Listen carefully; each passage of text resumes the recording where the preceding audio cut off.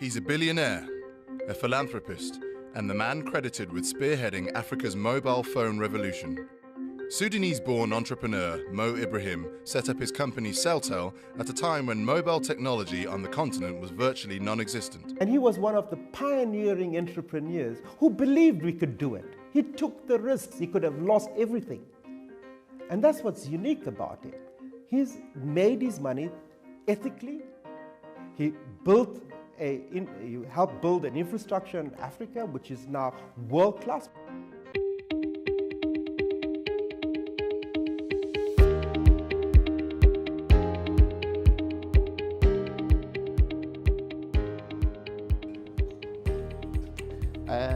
I am a Nubian.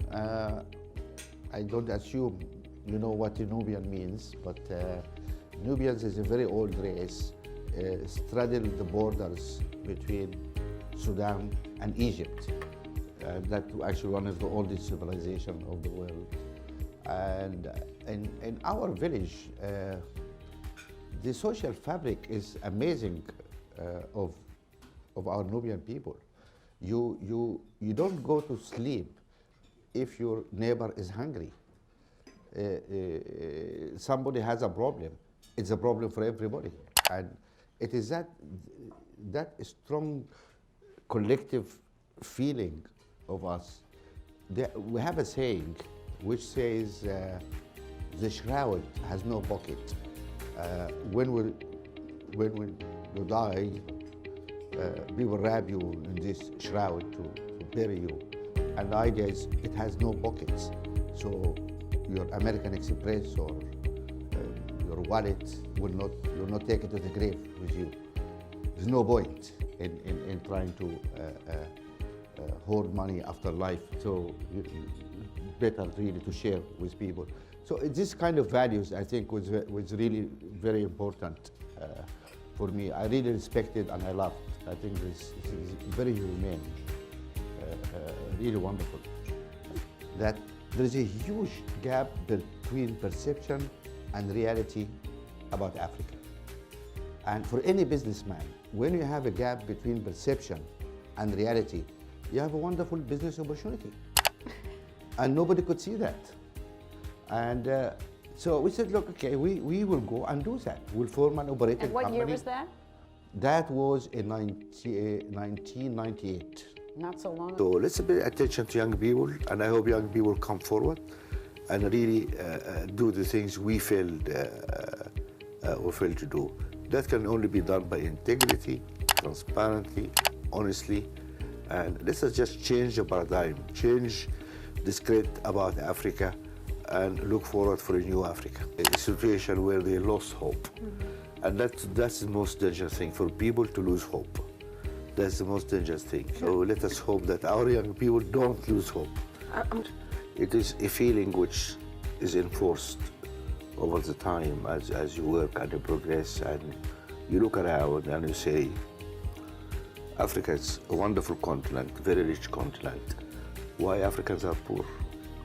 And then you realize that we are poor because we are mismanaging our resources, mismanaging our people, and we could do much better if we really run our affairs in a more efficient and more transparent manner.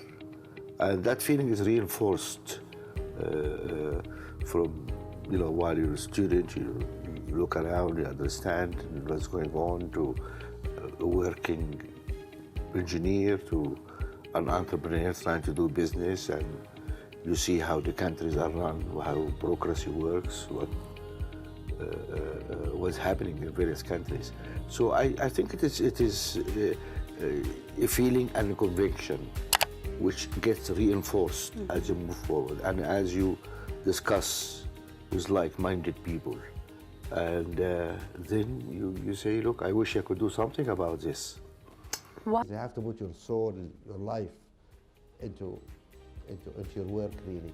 And this work of the foundation is just pulling us in every direction, because sometimes in fighting for Africa, actually, you can end up in Brussels arguing with the MPs there to introduce anti-corruption law, transparency stuff. The energy bills is there to match what the SEC tried. Really, actually, the honorable giving is to give something for somebody you don't know, you have never met, and you will never meet. But you know somebody needs something, and really, the best example I always give, Mary Robinson, the previous president of Ireland, once was telling me a story. She said, during the potato famine in Ireland many years ago, some Indian tribes here, living somewhere in this continent, who have never seen an Irish man in their life. Here, there are some people dying of hunger called Irish, and those guys are somewhere beyond the big sea. And those guys made parcels of food, and they sent it to Ireland. That was an amazing, really act of humanity. You have no idea how they look like even. And she said to me, the first thing I make sure when I became president is to go and visit those people and to thank them and to say, I'm probably alive because you sent that food to my grandparents. And I came here to say thank you. That is a wonderful story, I think. My mother. My mother was very keen on educating us.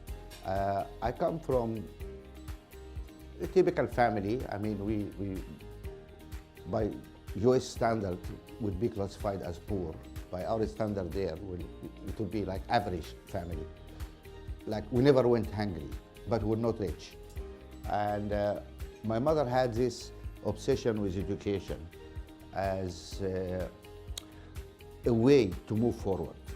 And she said, you guys really want to be somebody in future, education. You have to go to university, whatever it is. And it is very important from, we're four brothers, I have three brothers and a sister, and we all ended up going to education. So it is following what we're doing, insisting that we pay full attention.